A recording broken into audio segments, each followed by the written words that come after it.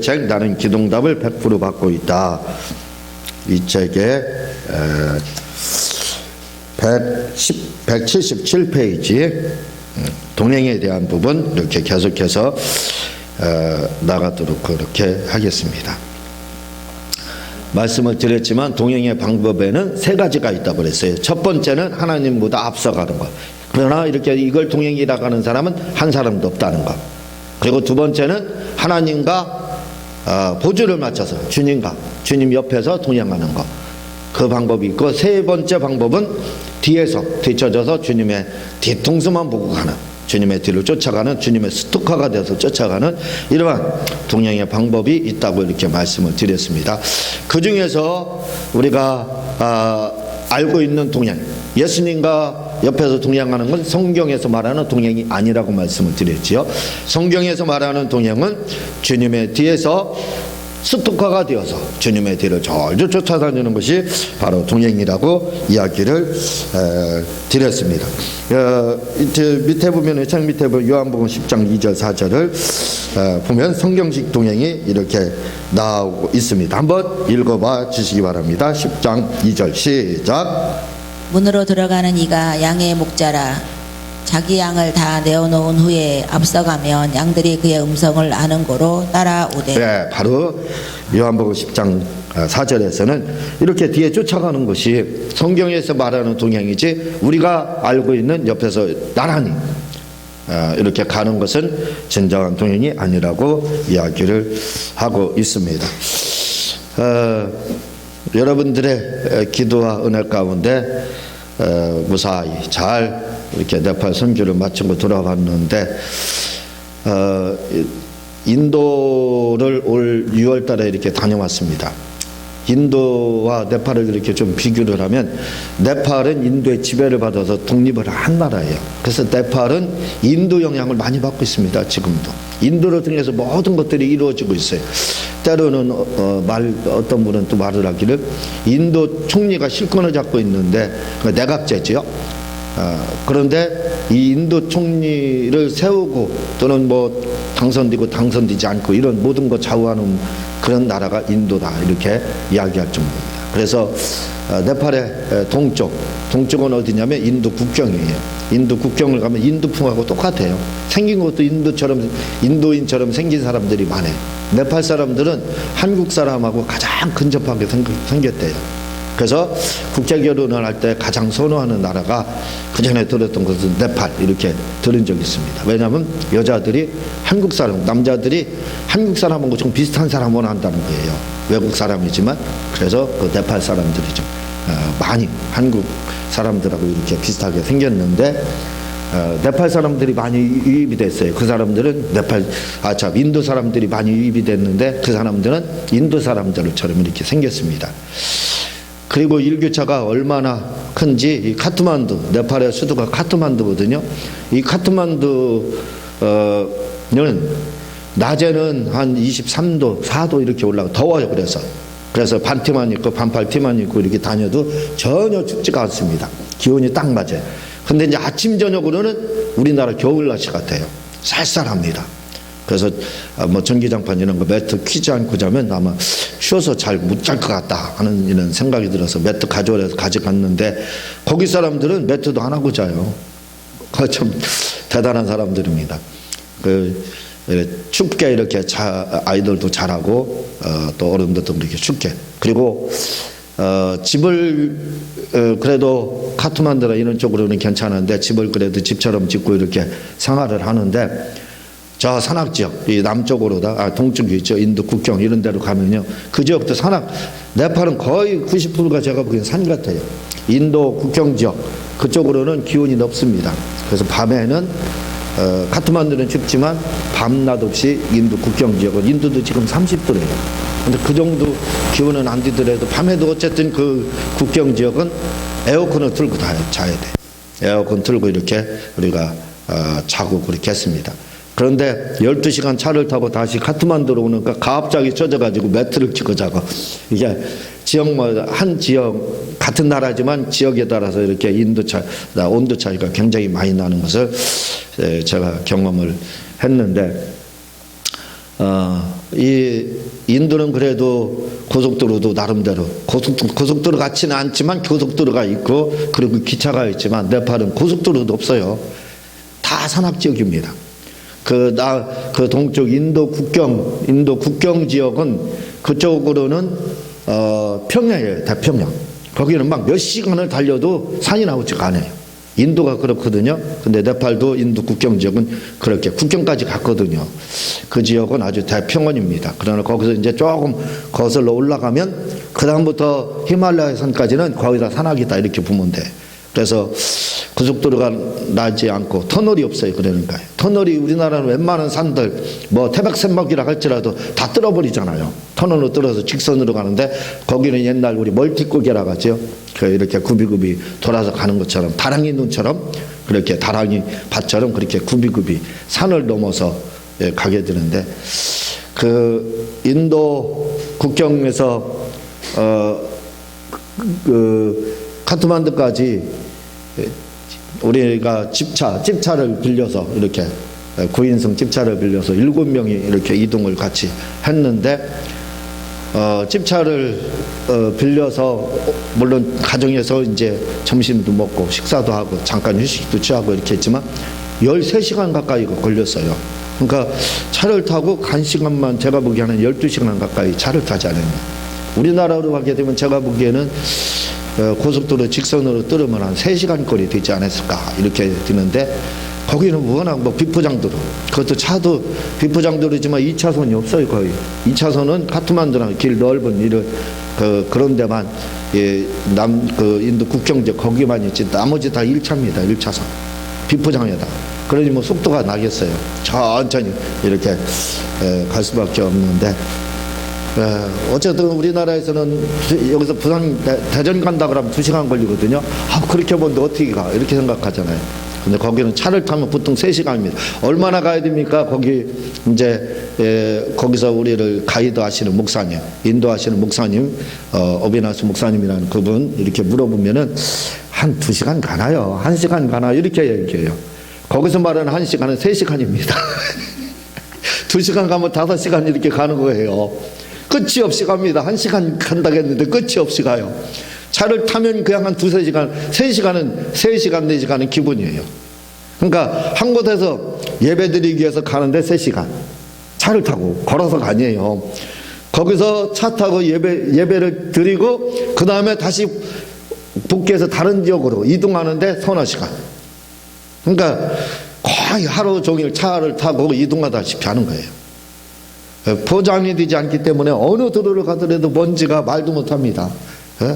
인도도 먼지가 많지만 그 정도가 아니, 그 정도는 아니에요. 여기는 막 얼마나 먼지가 많고 또 매연이 심한지 우리나라 같은 경우는 경유차 단속 이렇게 하잖아요. 그런 게 어디 있어요. 차도 우리 70년대 80년대 차 같아요. 그런 버스 그런 차들이 이렇게 다니고 하는데 그러는 오래됐으니까 막 훅가시 가스를 막 뿜어내고 아마 우리나라 같으면 집중 단속 대상이었을 거예요. 그 정도로 다 이제 그렇게 사는 건 굉장히 어렵게 살고 있는데 사람들의 표정은 굉장히 밝고 또 한국 사람들은 얼마나 좋아하는지 몰라요. 거기 가서요 사람들이 있는 데서 버스에서 만약에 우리가 야 네팔 사람들 막 하고 네팔 놈들 하고 막 얘기하잖아요. 그러면 그 버스 안에서 우리말을 알아듣는 사람 한 10명 이상이 될 거예요. 왜냐하면 한 10명 정도의 한 명은 우리나라 말을 거의 해요. 그러니까 산에 우리가 차를 타고 산에 사는 중간에 휴게소 같은데 휴게소는 아니지만 그런 게 있어요. 거기서 이제 딱 쉬어서 잠깐 이제 밥 먹고 간식 먹고 이렇게 이제 출발하고 이렇게 하는데 거기서도 오토바이 타고 누가 와서 이야기를 하는데 안녕하세요 하고 와요. 먼저 우리 한국말을 듣고 먼저 인사를 합니다. 그래서 어떻게 된 거냐면 하니까 한국에서 자기가 몇 년 살다가 일하다 이렇게 왔다. 산악에서도 그렇다니까요. 그래서 한국말을 거기는 얼마나 잘하는지 몰라요. 그래서 함부로 말했다가는 큰일 납니다. 한국어 시험을 봐야만 우리나라 와서 취업을 할 수 있어요. 한 7만 명인가 이렇게 취업을 한대요. 지금 많은 분들이 같이 이렇게 올 때도 잠깐 휴가 갔다가 다시 한국으로 오는 그러한 분들을 좀 젊은 사람들 많이 이렇게 봤는데 쑥수수 같이 쓰고 이렇게 이야기했는데 뭐 그 사람들하고는 한국말을 자유롭게 할 수가 있어요. 뭐 네팔만 못하도 관계없이 다 한국말 잘하니까 그러니까 한국말 물어보면 우리나라 말로 물어보면 대답도 잘하고 이렇게 하고 그렇습니다. 한국어 시험을 보는데 10만 명이 모였던데 10만 명. 10만 명이면 적은 게 아닙니다. 그 중에서 1만 명만 합격시키는 거예요. 그러니까 그걸 EBS라고 그러는데 국가시험이에요. 국가시험. 거기 합격을 해야 우리나라 취업에 나올 수가 있어요. 그러니까 와가지고 막 우리나라에 와서 돈을 벌려고 얘기를 들어보니까 그래서 월급을 얼마 받아야 하니까 보통 250만 원씩 이렇게 한 달에 벌고 있대요. 네팔의 직업군인이 한 달 월급이 20만 원, 공무원이 30만 원이라는 거예요. 근데 200만 원이 봐야 얼마나 큰 돈인지. 그렇잖아요. 그래서 막 그렇게 몰려들고 이렇게 하는 것들을 보게 됐습니다. 거기 네팔 종교적으로 이렇게 볼 때는 힌두교가 가장 80%, 90% 차지하고 그 다음에 불교가 조금 차지하고 그 다음에 이제 기독교, 그 다음에 이슬람이라는 거예요. 10년 전만 해더라도 네팔하면 우리 기독교가 전혀 나오지 않고 있습니다. 나오지 않는다는 거예요. 그런데 사실은 세 번째로 이렇게 이슬람보다 더 많은 분포들을 차지하고 있다 이야기를 하고 있습니다. 보니까 한 10년 전부터 기독교 교회가 이렇게 들어서기 시작하고 부흥이 막 일어나고 있어요. 가만히 제가 보니까 인도하고 비교를 해보니까 인도는 지금 막 절정기입니다. 인도는 막 올해 6월달에 갔다 왔으니까 얼마나 사람들이 막 예배를 드리게 되면 몰려드는지 몰라요. 많은 인파들이 막 몰려들거든요. 우리나라 옛날 막 80년 한참 부흥이 있을 때 70년 후반에 80년 그때 같이 보면 돼요. 구름대처럼 이렇게 몰려드는데 네팔은 그렇지 않고 왜냐하면 인구는 땅은 우리나라의 3배보다 더 큰 남북한 합해죠. 3배보다 더 큰데 그런데 인구 분포는 우리나라보다도 안 됩니다. 한 3,700만 이렇게 된다고 하는데 그러니까 인구 수는 많지 않다 보니까 그것도 흩어져 있죠. 흩어져서 살다 보니까 그렇게 사람들이 막 많이 카트만두면 몰라도 다른 지역은 그렇게 사람들이 많지를 않아요. 산골 많이 가야 도시대 몇 대 도시 이렇게 해도 제가 보기에는 그렇게 큰 도시가 아닌 것을 이렇게 느낄 수가 있었는데 사람들이 많지 않지만 믿는 사람들은 많아요. 그래서 가정교회, 다락방교회라고 하죠. 가정에서 이렇게 예배를 드리는 분들이 굉장히 많습니다. 그리고 또 산악 지역에도 막 해발 2,500, 2,000m, 2,500, 3,000m 이런 데서 살아요. 이런 데 사는데 거기에 교회가 있습니다. 그 높은 지역에 있는 사람들은 많이 또 예수님을 이렇게 믿는 것을 제가 볼 수가 있었습니다. 이 네팔은 신의 나라 같아요. 신의 나라, 잡신의 나라. 이렇게 인도를 갔을 때는 인도는 신전이 있기는 하더라도 그렇게 많지 않았어요. 근데 이 네팔은요, 한 지역이 도시가 형성되면 반드시 신전이 있어요. 시장이 형성되려도 그 신전을 중심으로 해서 우리가 이스라엘이 출애굽할 때도 성전 중심이었잖아요. 성전을 중심으로 해서 이렇게 분포가 됐었는데 마치 그런 것처럼 이 네팔은 신전을 중심으로 시장이 발달되어 있고 그리고 마을이 그렇게 되어 있습니다. 카트만두 시내를 가보니까 우리나라 명동보다 사람이 많아요. 얼마나 사람들이 많은지 몰라요. 그런데 거기에 보니까 사람 수만큼은 아니지만 10m마다 신전들이 있어요. 10m마다. 거짓말 아니고 10m마다. 온갖 잡신들 다 섬기고 있죠. 이렇게 신의 나라가 아닌가 이런 생각이 들 정도인데 그게 좋은 게 뭐냐면 인도는 힌두교가 강합니다. 전체가 다 힌두교죠. 근데 여기도 힌두교는 네팔은 많지만 인도하고는 달라요. 분위기가. 왜 잡신들이 많기 때문에 그런데 인도는 그래서 과격한 힌두인들 이런 사람들은 선교사님들이 굉장히 두려워해요. 왜냐하면 언제 어떻게 될지 모르니까 뭐 납치당하기도 하고 죽기도 하고 그러나 봐요.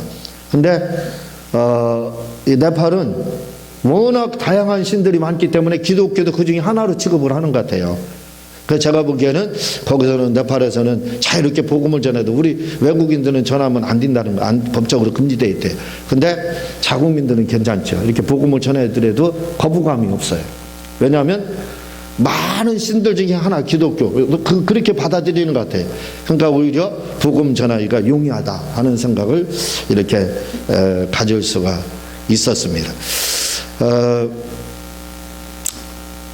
제가 예배를 2번 이렇게 주일 낮 예배하고 거기는 주일이 토요일이에요. 그리고 우리가 주일을 지키고 있는 일요일은 그들은 우리 월요일과 똑같습니다. 그래서 출퇴근하고 학교 가고 그렇게 하거든요.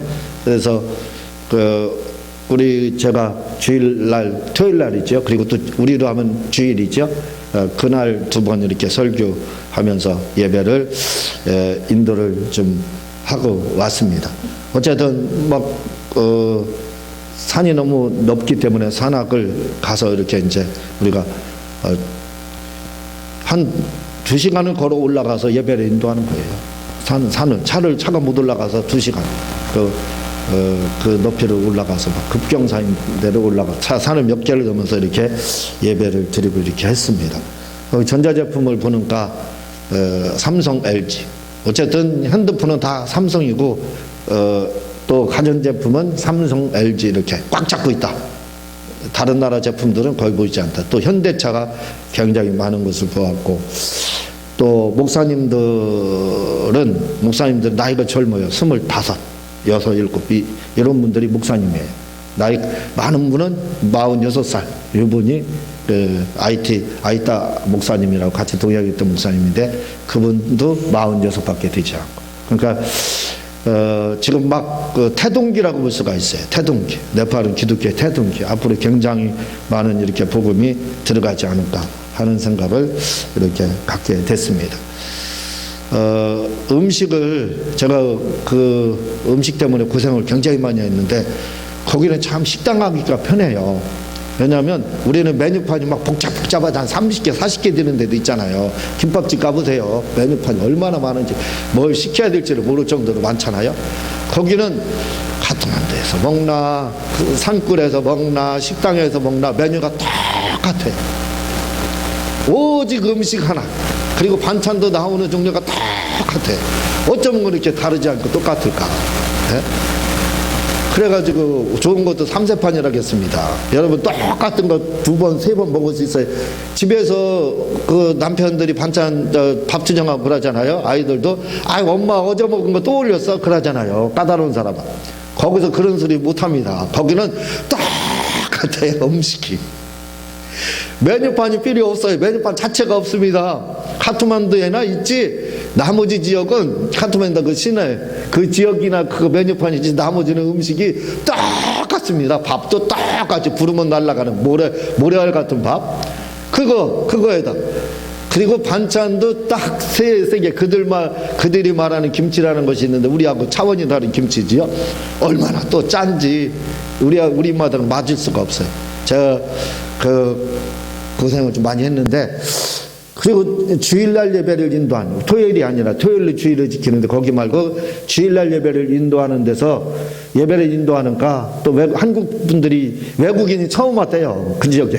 그래서 또 이제 환영한다고 우리에게 먹을 것을 점심을 이렇게 공급해 줬는데 얼마나 살기 어려운지 그나마 거기서는 그런 날아가는 밥도 안 주더라고. 주지 않고 모르지 않은 티밥 있죠. 뻥튀기 같은 그 티밥. 뻥튀기도 아니에요. 티밥을 쌀티밥 그걸 티밥을 해가지고 거기다 그 요플레 만드는 걸 이렇게 주는데 이걸 먹어야 되는지 안 먹을 수도 없고 또 안 먹으면 또 대접을 무시한다 생각할 것도 같아서 이게 이미 그 몸에서는 거부를 하는 거예요. 그런데 먹어야죠. 그래도 그 선교하러 갔는데 거기다가 요플레 말아서 그 티밥을 먹었는데 그 걸리더라고. 그거 쏟으니까 또 채워져요. 그거 안 먹을 수가 있네. 그거 먹었어요. 그때부터 이제 속이 요동을 치기 시작하는 겁니다. 안 좋고 막 그랬어요. 그러다가 일남이라고 하는 산악지역 해발 3,000m 거기로 이제 가서 거기도 교회가 있습니다. 그래서 거기서 그 리더자가 식사를 대접하여서 속이 안 좋아서 안 먹고 싶은데 안 먹는 게 낫죠. 왜냐하면 이제 그 유플레 먹고 챈 거예요. 채기가 오기 시작한 겁니다. 근데 또 안 먹을 수가 없어서 가서 조금 이제 밥만 후 부르면 날아가는 밥 있죠. 그 밥을 먹으라고 주는데 얼마나 밥이 무서운지. 세상에 여러분들 밥 무서운 적 있었어요? 밥이 얼마나 무서운지. 반찬은 둘째예요. 밥 자체가 무서운 겁니다. 쳐다만 봐도 무서워요. 어쨌든 공포스럽고 적에다 해칠 것 같아요. 그래도 나오는 게 그것뿐이니까 안 먹을 수 없잖아요. 먹어야 살으니까. 근데 그거 먹는데 무가 있어가지고 거기 네팔의 무 사과 다 미니예요. 사과도 조그만합니다. 무도 조그만해요. 모든 과일은 다 작아내요. 우리나라 사과는 엄청 큰 거예요. 그거에 반도 안 돼요. 사과도 그렇고 뭐든지 다. 무도 조그만합니다. 우리 막 팔뚝만 하잖아요. 거기는 손바닥만 해요. 무가. 근데 그 무가 소화 잘 된다고 해서 또 그거 먹었잖아요. 하나 딱 먹는데 딱 쓰더라고. 그때부터 시작해가지고 막 설사가 나오고 물설사가 나오고 복통이 와가지고 죽다 살아났어요. 근데 이제 타이레놀 2알을 딱 먹고 또 마사지 하시는 집사님이 같이 갔는데 그분이 막 손을 꽉꽉 눌러주고 이렇게 해가지고 결국은 내려오면서 해결이 돼서 그 한 2시간 만에 다 나섰죠. 나서가지고 갔는데 얼마나 공포스럽고 무서운지. 물어보는 거예요. 다른 같이 갔던 일행들 또 거기 계시는 현직 목사님들이 목사님 괜찮으세요? 저는 아프더라도 주님이 채찍에 맞으면 낫다 했으니까 뭐예요? 나은 겁니다. 아프다고 안 해요. 괜찮아요. 설사하고 있습니다. 막 지금 배가 아파요. 엄청. 괜찮냐고. 괜찮습니다. 용감해. 왜? 주님이 채찍에 맞으면 나았다고 했어요. 그럼 나선 겁니다. 한번 생각해 보세요. 주님이 나섰다고 하면 나선 거지. 채찍에 나았다고 했잖아요. 우리의 연약한 거 짊어지셨다. 그러면 우리는 말씀 믿는 자입니다. 그렇죠. 말씀 믿는 자는 어떻게 돼요? 내가 아프더라도 주님이 나섰다고 하면 낫는 거예요. 아니 당신 아픈데 거짓말하지 마. 거짓말이 아니에요. 아프다고 하는 게 거짓말입니다. 아프다고 하는 게. 주님이 나섰다고 했으면 안 아프다고 해야 돼요. 그게 참말입니다. 그게 사실을 말하는 거예요. 그래서 어떻게 해요? 저는 믿음 말씀을 그대로 믿는 사람이잖아요. 막 폭통이 오고 설사가 오고 그래도 목사님 다 물어봐요. 한마디 괜찮아요? 괜찮습니다. 주님이 채찍에만 나왔다고 해서 괜찮습니다. 사실은 안 괜찮아요. 그 괜찮다는 말이 안 괜찮다는 소리예요. 얼마나 그냥 속에서는 난리가 났는지 견딜 수가 없을 정도지요. 그래도 목사님 괜찮냐고. 안 괜찮은 거 알지요. 자꾸 화장실 왔다 갔다 1분마다 하니까 물설사가 막 나오고 하니까. 소변이 변으로 나오는 거 저 처음 봤어요. 막 그렇게 물설사가 나오는데 복통은 오죠. 그게 오지. 그렇지요. 괜찮습니까? 네, 괜찮아요. 근데 제가 이제 이렇게 피 빼는 거 사혈침 그걸 가져갔어요. 그래서 그 운전하시는 분에게 칩차를 빌렸잖아요. 그 운전기사에게 열 손가락 따주고 손바닥도 막 따고 뭐 이렇게 했는데 예배를 거기서 이제 다른 목사님이 마치고 저는 그거 가지도 못해서 앉아 있었죠. 너무 고통스러워서. 그래서 그랬는데 거기에 계신 그 목사님이 예배 마치고 오면서 목사님 괜찮아요? 할 때 제가 거짓말을 한 번 했어요. 안 괜찮습니다 한마디 했어요. 그게 거짓말이죠. 주님이 채찍에 맞으면 나았다 했는데 거짓말 딱 한 번 했습니다. 어떤 분들은 아니 아프는 거 아프다고 했는데 왜 그게 거짓말이냐고 참말한 거 아니냐고 하는데 그게 거짓말이에요. 거짓말 딱 한 번 했습니다. 안 괜찮아요 한마디 딱 했어요. 그게 얼마나 또 마음에 와닿는지. 내가 주님의 말씀을 주님이 채찍에 맞았다가 나섰다가 하니 그 2000년부터 나를 건강하다고 한 그 말씀을 내가 2000년을 부인해 버렸구나. 그 안 괜찮아요 그 한마디가 2000년 동안에 주님의 말씀을 부인한 겁니다. 주님을 부인한 거예요. 그 하나를 부인하는 거 주님 말씀만 전체를 부인한 게 되는 거예요. 여러분 아플 때 아파요 하는 것은 여러분 그게 그 채찍에 맞으면 나았다는 그거 하나만 부인하는 건 줄 아세요? 성경 전체를 부인하는 겁니다. 주님이 나섰다고 하는데 안 나섰다고 했잖아요. 안 낫고 아프다가 그건 성경 전체를 부인하는 거예요. 그래서 낳고 난 다음에 그 다음날 새벽에 일어나가지고 주님 얼마나 회개했는지 몰라요. 제가 주님이 2000년부터 채찍이 맞으면 나왔다고 나를 2000년부터 건강하다고 했고 연약한 거 짊어지셨다고 해서 건강하다고 했는데 그럼 나는 건강한 건데 내가 주님 말씀을 부인하고 주님을 부인했습니다. 2000년 2000년 동안의 모든 일들을 다 부인했습니다. 성경 전체를 제가 다 부인했습니다. 안 아프다 안 좋다 괜찮아요 안 괜찮아요 그 안 괜찮아요 한마디가 성경 전체를 2000년을 주님의 그 사역을 주님이 2000년 전에 말씀하신 그부터 지금까지의 모든 2000년의 세월을 부인한 거예요. 주님을 부인한 겁니다. 그래서 철저하게 눈물을 흘리며 얘기했어요.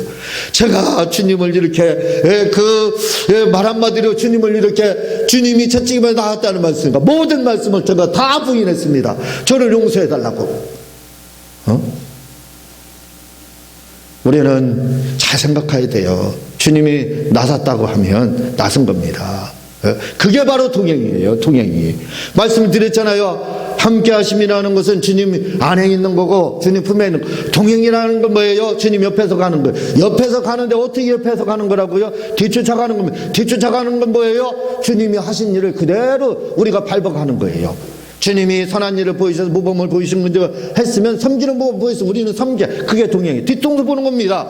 주님이 채찍에만 나았다고 했으면 어떻게 된 거예요? 그럼 나은 거예요. 그걸 쫓아가야 돼요. 그게 동행입니다. 성령을 받으라고 했으면 성령 받는 거, 귀신을 쫓으라고 했으면 그 쫓는 거, 그게 동행하는 거예요. 그게.